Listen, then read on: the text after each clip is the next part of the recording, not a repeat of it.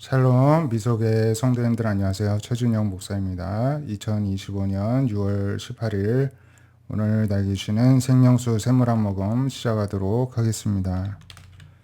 다니엘 1장을 보시면은 유다왕 여호야김이 다스린 지 3년이 되는 해 이제 남유다 정권 말기입니다.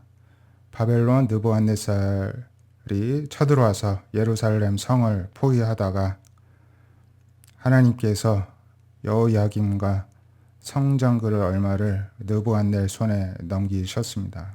그래서 그것을 가지고 자기들의 신전 보물 창고에 두었는데요. 왕이 환관장 아스부나스에게 말하여 이스라엘 자손 중에서 왕족 귀족 몇 사람 흠이 없고 용모가 아름다우며 지혜를 통찰하며 지식에 통달하며 학문에 익숙하여 왕궁에 설 만한 소년을 데려와서 갈대아 사람의 학문과 언어를 가르치게 하였습니다. 그래서 왕이 느부갓네살 왕이죠. 사람도 포로로 붙잡아 간 것입니다. 그 중에 왕족과 귀족 중에서 이들은 기본적으로 이제 어려서부터 고급 교육을 받고 교양을 갖추고 있을 것으로 이제 판단하여서 그 중에서 몇몇을 뽑아가지고 이제 환관으로 내시로 이제 삼으려고 바벨론의 학문과 언어를 가르치라 이렇게 명령한 것입니다. 또 왕의 음식과 그가 마시는 포도주를 날마다 이제 쓸 것을 주어 잘 먹여서 3년을 기르라 훈련시키라 이렇게 명령한 것입니다. 그들 가운데 유다 자손 중에 다니엘과 하나냐와 미사엘과 아사랴가 있었습니다.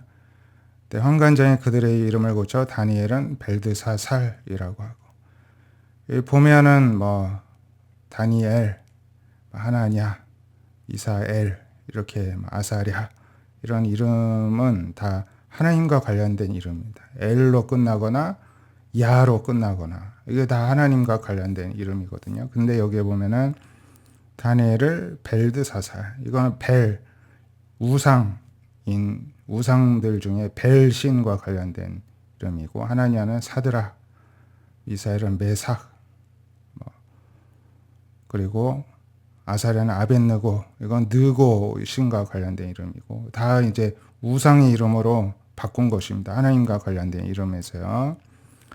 그랬더니 다니엘은 뜻을 정하여서 왕의 음식과 그 포도주로 자기를 더럽히지 아니하리라 하고 환관장에게 요청하였습니다. 하나님이 다니엘에게 은혜를 주셔서 환관장이 이 뜻을 무시하지 않고 은혜와 긍휼을 얻게 해주셨습니다. 환관장의 마음을 녹여주신 것이죠. 그래서 환관장이 다니엘에게 말하기를, 내가 내 주 왕을 두려워하노라. 그가 너희 먹을 거 마실 걸 지정하셨는데 너희 얼굴이 초췌하여서 다른 소년들 같이 못하면은 왕이 나한테 뭐라 하겠느냐. 너희 때문에 내 머리가 날아갈 수가 있다. 위험하다. 걱정된다. 이야기를 하였습니다. 그래서 환관장이 다니엘, 하나냐, 미사엘, 아사랴를 감독하기 한 자에게 다니엘이 또 말하면서 청하건대 열흘 동안만 시험하여서 채식을 주어 먹게 하고 채식과 물만 먹게 한 다음에 우리의 얼굴과 왕의 음식을 먹는 소년들의 얼굴을 비교해 보아서 당신이 보는 대로 이제 결정하소서 요청을 하였습니다. 그래서 한 열흘 동안만 시험하는 거는 할 수 있겠다 허락을 했겠죠. 그랬더니 열흘 후에 다니엘과 새 친구 얼굴이 더 아름답고 살이 윤택하고 왕의 음식을 먹는 다른 소년보다 허락을 해 주었습니다. 하나님이 이 네 소년에게 학문을 주시고 모든 서적을 깨닫게 하시고 지혜를 주셨으니, 여기에도 나오죠. 지혜는 하나님이 주시는 것이다. 성경에서 분명히 말씀합니다.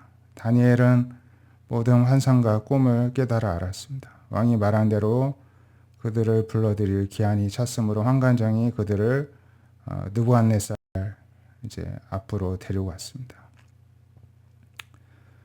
하나님께서는 또 다니엘에게 추가적으로 환상과 꿈을 이제 해몽하는 그러한 지혜도 달란트도 주셨던 것이죠. 그래서 왕이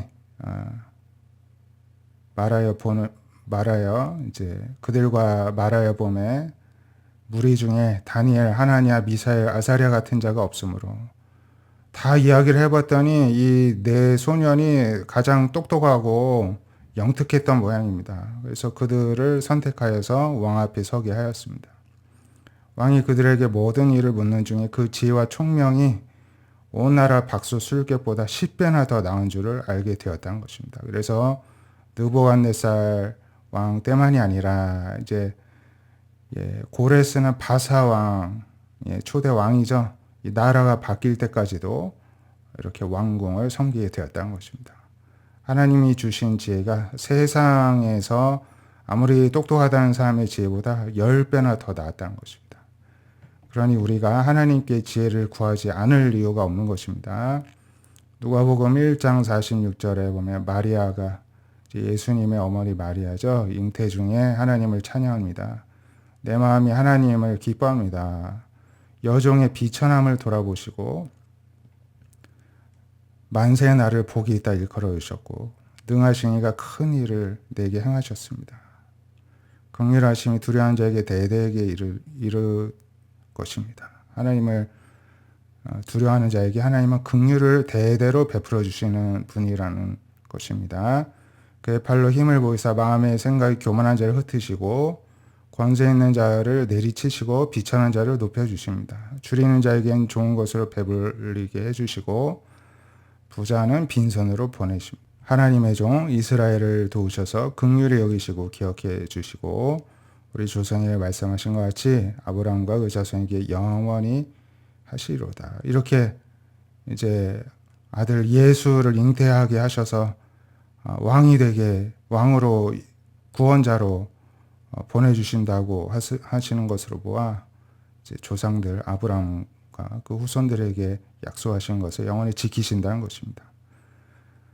이렇게 하나님을 찬양하는 마리아의 이 찬양과 기도 가운데에서 하나님이 어떤 분이신가를 보게 되는데요.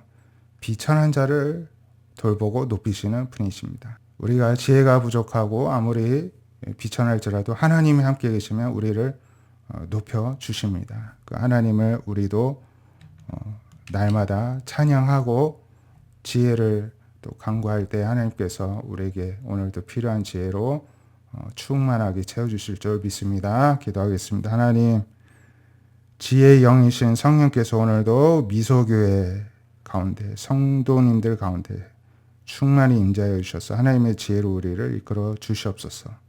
하나님이 주신 지혜는 세상과 같지 않고 10배나 뛰어나고 사람이 흉내조차 낼 수 없는 그러한 생명을 살리는 은혜가 있습니다. 오늘도 하나님의 지혜로 우리를 인도하여 주시옵소서. 예수님의 이름으로 기도드립니다. 아멘. 오늘도 하나님의 지혜를 구하고 하나님께 소망을 두는 하루 되시기를 축복드립니다. 감사합니다.